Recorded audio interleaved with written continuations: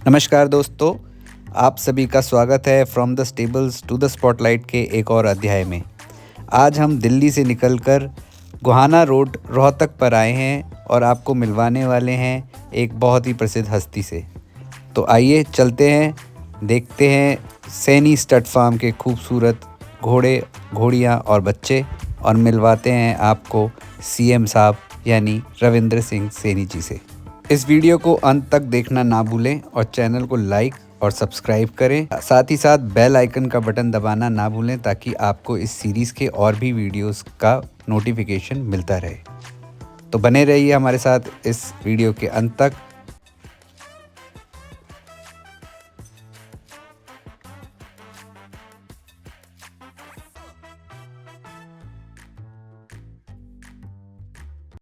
नमस्कार दोस्तों, आपका एक बार फिर से स्वागत है from the stables to the spotlight के अंदर। आज हम आपको मिलवाने वाले हैं बहुत ही जानी पहचानी हस्ती, जिनको मैं क्योंकि बड़े हैं तो गुरुजी कह के संबोधित करता हूं, मगर दिल्ली एनसीआर के सभी अश्वपालक सीएम साहब के नाम से जानते हैं। तो आइए मिलते हैं रविंद्र सैनी जी से। गुरुजी प्रणाम। प्रणाम जी, आपका बहुत बहुत स्वागत है। और गुरुजी के हाल चाल, सब घर परिवार बिल्कुल बढ़िया जी, फर्स्ट क्लास। गुरुजी थोड़ा सा एक बारी आप दर्शकों को के लिए जो नए हैं उनके लिए अपना परिचय और फार्म का परिचय दें। हाँ जी जरूर। नमस्कार, मेरा नाम रविंद्र सैनी है। रोहतक में अपना स्टड फार्म है सैनी स्टड करके। मेरे पास मारवाड़ी ब्लड लाइन के घोड़े और घोड़ी हैं और अपना मेन काम ब्रीडिंग का है। गुरुजी आपसे जो चीज़ हम जानना चाहेंगे कि आपकी शुरुआत घोड़ों के अंदर कब से हुई? आप कब इस फील्ड में आए? आपका पहले से घर परिवार में कोई घोड़े रख रहा था या आपने सबसे पहली बार शुरू करा? तो थोड़ा सा पास्ट के बारे में बताएं, कैसे शुरुआत हुई? ऐसा जी, मैंने सबसे पहले घोड़े राइडिंग के लिए घोड़ी ली थी एक 1990 में। और परिवार में ये है कि जी मेरे से पहले मेरे दादाजी रखते थे, जो मेरे को नहीं पता था। वो मैं जब घोड़ी खरीद चुका था उसके बाद हमारे परिवार में बताया गया कि तेरे दादाजी रखते थे। वो बहुत अंग्रेजों के टाइम की बात है।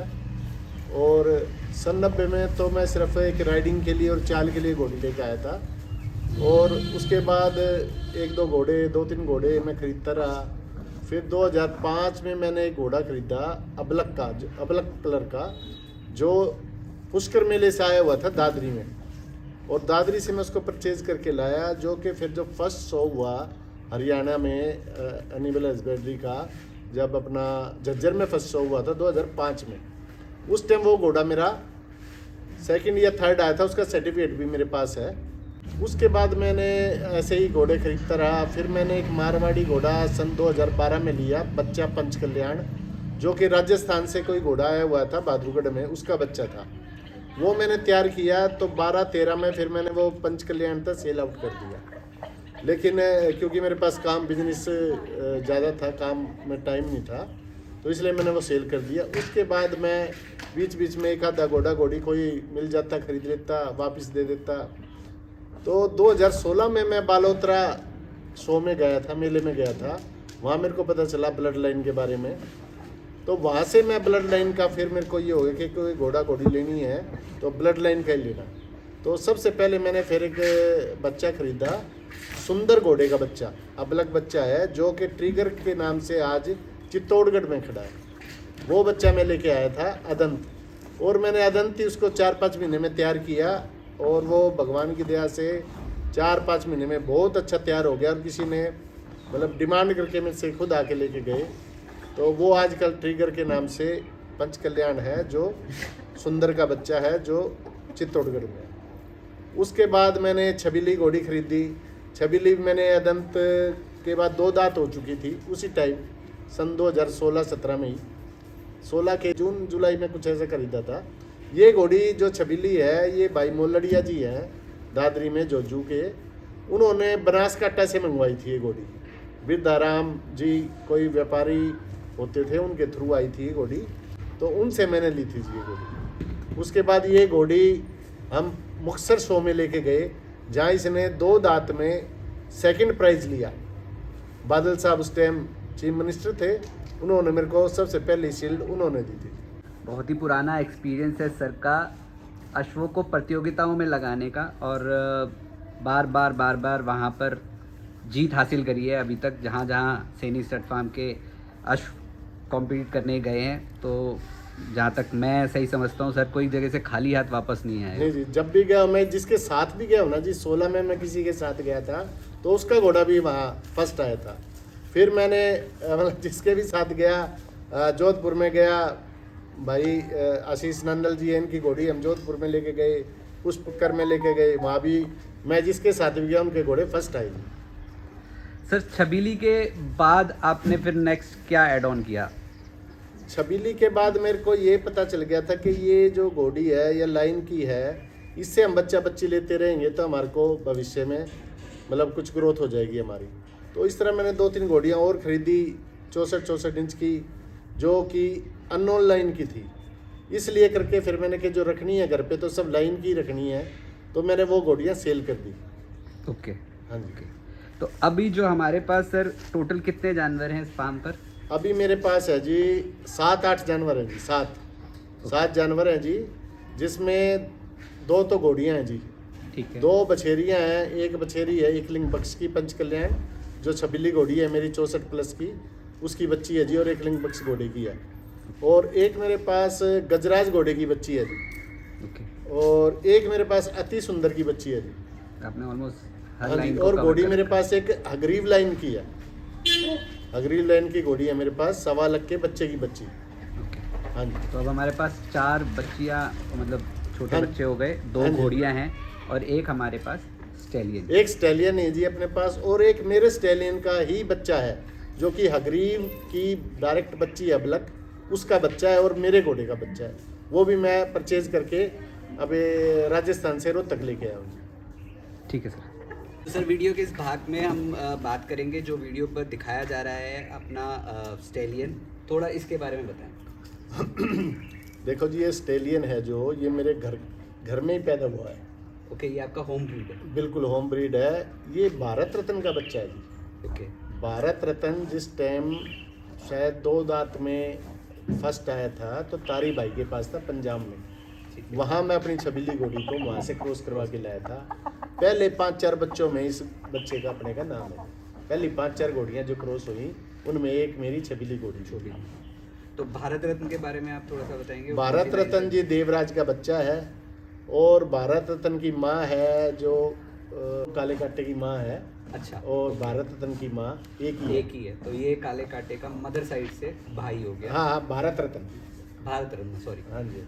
भारत रत्न मदर साइड से काले काटे का भाई हो गया। तो और अब जो हमारे को पहले आप अपने स्टैलियन का नाम बताएं और इसके बारे में थोड़ा बताएं, इसकी क्या डिटेल है, क्या क्या इसके अब ये 4 साल से ऊपर का हो चुका है जी, 4 प्लस। जब 23-24 महीने का था तो मैंने एक महुए कलर की घोड़ी पे इसको छोड़ा था, जो मेरे फ्रेंड की थी, और उसने इससे पंच कल्याण ब्लैक बच्ची दी।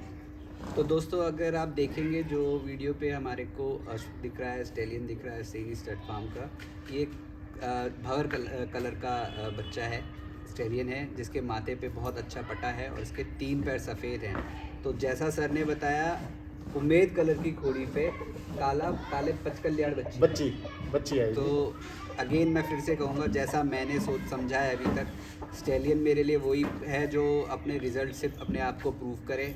और अगर कोई घोड़ा अपने ऊपर बच्चे दे रहा है, अगर उम्मीद घोड़ी के ऊपर भी ब्लैक बच्ची आ रही है, वो भी पंच कल्याण, तो ये इससे अच्छा कुछ नहीं होगा। तो और कितने बच्चे आ और चुके हैं? एक मेरे पंजाब से घोड़ी आई थी जी, ब्लैक कलर की थी, वो अपना रत्नाकर लाइन की। ओके। उसने भी पचकल्याण बच्ची दी है ब्लैक। अभी तक आपने इसे कितने टाइम ऐसे 5 या 6 बच्चे दे चुका जी। बीच में क्या था जी, हमने पहले कम उम्र में छोड़ दिया था, बीच में हमने इसको रोक दिया फिर। ठीक है। क्योंकि कई एक्सपीरियंसड आदमी थे, वो बोले बस ज़्यादा आप घोड़ियों को ना छोड़ो, इसको रोको यंग एज पे। हाँ जी। फिर उसके बाद इसने अग्रीव लाइन की जो 1.25 लाख की बैंड अबलक घोड़ी मेरे पास आई थी राजस्थान से, मैंने वो क्रॉस करवाई, तो उससे बच्चा आया, वो मैं खुद परचेज कर लाया। ओके। और 1-2 घोड़ी और हुई थी, वो जैसे एक घोड़ी और क्या बनी थी, वो एक्सपायर होगी। 1-2 घोड़ी शुरू में करवाई तो वो सेल आउट होके चली गई, पता नहीं कहाँ है। तो इस तरह करके अब इसके 4-5 बच्चे मार्केट में हैं। तो अभी इसकी आपने मीटिंग फीस, क्रॉसिंग फीस क्या रखी हुई है? देखो पहले तो मैं इसके लेता था शुरू में ही 31,000 रुपये, ठीक है। लेकिन मैंने फिर इसके बाद में 51,000 कर दिए थे। अभी भी 51,000 ही है। ठीक। और कोई दूर से आता है तो उसके लिए ये नहीं है कि 51 का कोई भाई ज़्यादा दूर से आता है तो उसके लिए छोटा मोटा मान compromise कर सम्मान लेते हैं। हाँ जी, सबका हाँ रखा जाएगा, बिल्कुल, बिल्कुल, ऐसा बिल्कुल। कोई हार्ड एंड फास्ट नहीं है। तो गुरुजी अभी हमारे पास इसके बच्चे हैं। अभी मैं तो खुद एक ही लेके आया हूँ। अभी जो अबलक है मेरे पास बच्चा छोटा है, अभी 9-10 महीने का। और बाकी जो पंजाब में है पंजाब में है जी, राजस्थान में है राजस्थान में। और एक अभी और बच्चा था यहाँ साथ के गांव में था, वो बच्चा भी पंचकल्याण टाइप ही था, लेकिन उस पर थोड़ा माँ की तरफ से थोड़ा हल्का पीला कलर आ गया था। वो अभी सेल आउट होके यूपी चला गया।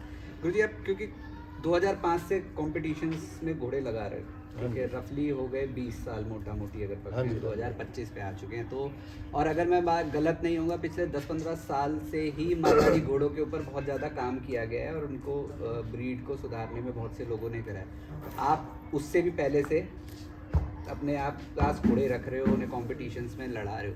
तो जब कोई एक छोटा बच्चा कोई घोड़ी से प्रजनन होके आता है तो आप उसमें क्या देखते हो? मतलब जैसे आपने इसको भी लिया तो आपने क्या देख के सोचा कि यार ये मुझे कॉम्पिटिशन्स में भी रिजल्ट देगा और ये वैसे भी रिजल्ट दे रहा है ब्रीडिंग में भी। बिल्कुल ऐसा। अब मेरे पास ये 2 बच्चे पैदा हुए थे। एक घोड़ी और थी मेरे पास 64 प्लस की बुलबुल करके, जी। जो मैंने सेल कर दी थी। उसकी लाइन तो वैसे बाद में बताया काले कांटे की थी, लेकिन उसका कोई कन्फर्मेशन नहीं थी मेरे पास, तो मैंने सेल कर दी। वो और ये मेरी छबीली दोनों 1 महीने के अंदर ही ब्याई थी। तो इन दोनों में से मैंने कट कंडीशन अपने सूर्य रतन की देखी तो मैंने इसको तैयार किया। ओके। और वो जो दूसरा है वो अभी यहाँ साथ के गांव में ही मैंने सेल किया अभी 3-4 महीने पहले। वो फुलमल लाइन का राम घोड़े का बच्चा है और मेरी बुलबुल घोड़ी का बच्चा। वो भी इससे वो बल्कि मुझसे 1 इंच ऊंचा ही है, बोन स्ट्रक्चर उसका हैवी है।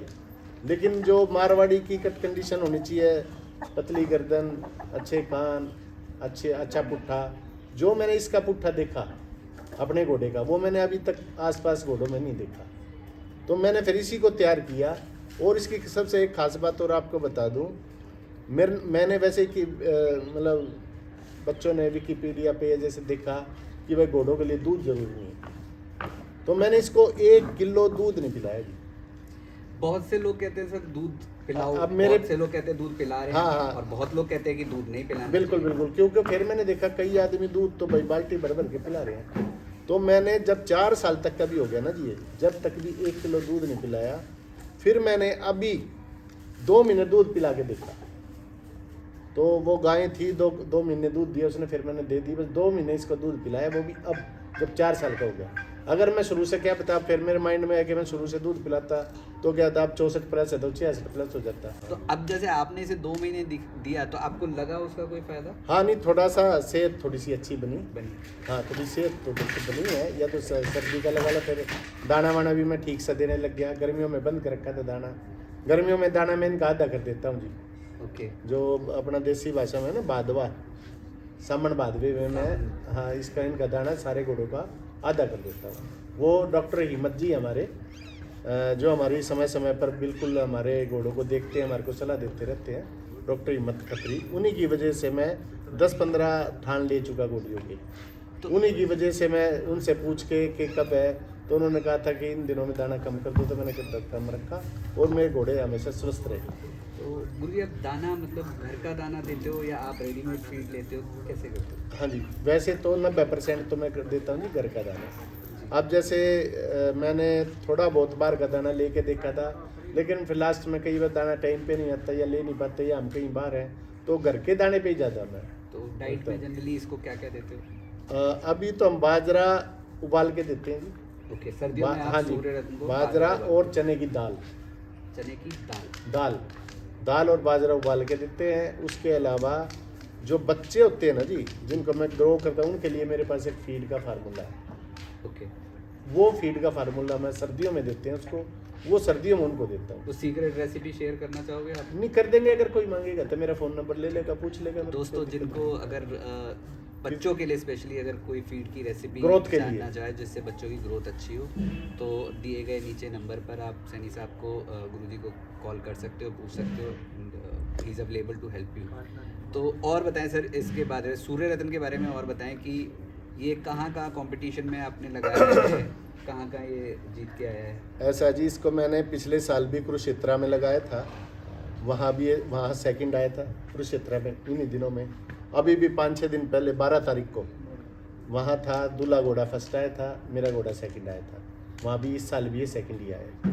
तो दोस्तों आप देख रहे हैं साइड में सूर्य रत्न की ट्रॉफी जो अभी DSA कुरुक्षेत्र में ये जीत के आया है। और ये बहुत महत्वपूर्ण हो जाता है जब हम बात करते हैं किसी भी अश्वपालक से। तो ये दोनों चीज़ें बहुत अलग अलग हैं। एक मिथ बना हुआ है कि जो घोड़ा ब्रीडिंग में लगा हुआ है वो शो में नहीं जीत के आ सकता शायद, और या शो के लिए घोड़े को बिल्कुल डिफरेंटली ट्रीट किया जाता है। मगर यहाँ सूर्य रत्न को आप देख रहे हैं, ये शो भी जीत रहा है, शो विनर भी है, और साथ ही ये अच्छे बच्चे भी प्रोड्यूस कर रहा है। तो सर जैसे अब आप इसको तैयार करते हो शो के लिए, तो क्या क्या चीज़ों का ख्याल रखते हो आप? बस शो के लिए जब तैयार करते हैं तो जी, एक तो इनका मालिश का आधा घंटा मालिश डेली, और एक फीड ये दाना जो टाइम पे जी, बस ज़्यादा हम तो नहीं, बस एक्सरसाइज सुबह डेली करवाते हैं 15 से 20 मिनट, 15-20 मिनट, आधा घंटा मुश्किल से एक्सरसाइज करवाते हैं बस। तो जी। तो इस पर राइड वगैरह भी करते हैं? हाँ, राइड में बेटा राइडिंग करता है, जहाँ एक्सरसाइज करवाते हैं राइडिंग भी करते रहते हैं, भतीजा ये भी राइडिंग करता रहता है। तो उसमें कोई नहीं, इतना शरीफ और इतना शराफत इसके अंदर इतनी है कि 3 साल का बच्चा जो मेरे एक पड़ोस में है वो भी लेके इसको घुमा लेता है। तो गुरुजी, और आप इसके डेली की दिनचर्या आपकी फार्म पे कैसे रहती है? नहीं, बस सुबह उठ के बेटा है, मेरा बेटा ज़्यादा हैंडल करता है सभी, और ये एक भाई यहाँ हेल्प करता है, हमारी रमेश है इसका नाम, राजस्थान से।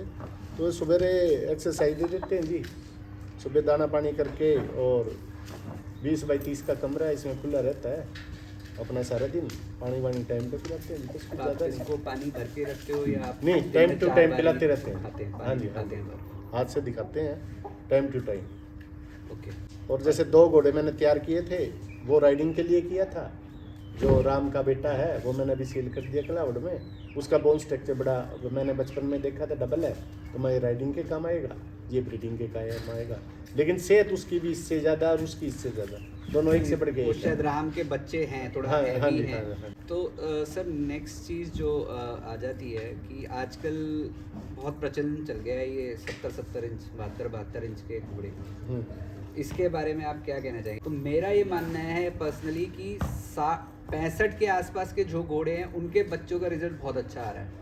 70 इंच के मैं ये नहीं कह रहा हूँ कि ख़राब आ रहा है, मगर एक कंपैरिजन अगर करूँ, सुंदरता की बात करूँ, तो जो स्टेलियन 64-65 इंच के उनके रिजल्ट बहुत आ रहे हैं, और ये 70 इंच के घोड़े बहुत ज़्यादा दिन जीवित भी नहीं रह पा रहे हैं। तो इनके बारे में आप क्या कहना चाहिए? हाँ, नहीं, मैंने भी ये देखा है, जैसे कोई एंडी घोड़ा था, वो सबसे पहले हाइट में वो गया था, उसके बाद ही, क्योंकि पहले मैं देखता था 64 इंच के घोड़े को भी, जो मारवाड़ी जज है, वो जजों ने मेरे सामने कहा था ओहो बहुत ज़्यादा हाइट होगी, क्योंकि मैं जब 16-17 में आया तो 64 इंच को बहुत ज़्यादा मानते थे। लेकिन उसके बाद 65, 66, 70 तक हो गए। अभी तो एक आधा लोग कहता जी मेरा 72 इंच का है, वही कह रहा हूँ ना, बढ़ता ही तो लेकिन उसमें क्या है जी, मैं किसी का कहता नहीं तो, लेकिन मैं तो अपने घोड़े को तो जी, कोई भी आता है, कोई क्रॉसिंग करवाने आता है घोड़ी, वो कहता जी हाइट, मैं तो फीता देता हूँ भाई, नाप ले अपने 64 प्लस है, 64.5 है, आगे नाप ले, कम हो तो बता दे, और नहीं ज़्यादा है तो फिर ठीक है। हाँ, तो मतलब मैं तो ठीक है। फीता दे देता हूँ जी, बाकी लोग 72 इंच तक का बताते हैं जी। है भी घोड़े अच्छे, में हमें आँख से दिखते हैं, काफ़ी हैवी घोड़े हैं अभी तो, पर पता नहीं ये एकदम इस तरह 16, 17, 18 के बाद एकदम 4 साल में, 4, 5, 6 साल में हाइट कैसे बढ़ती चलेगी।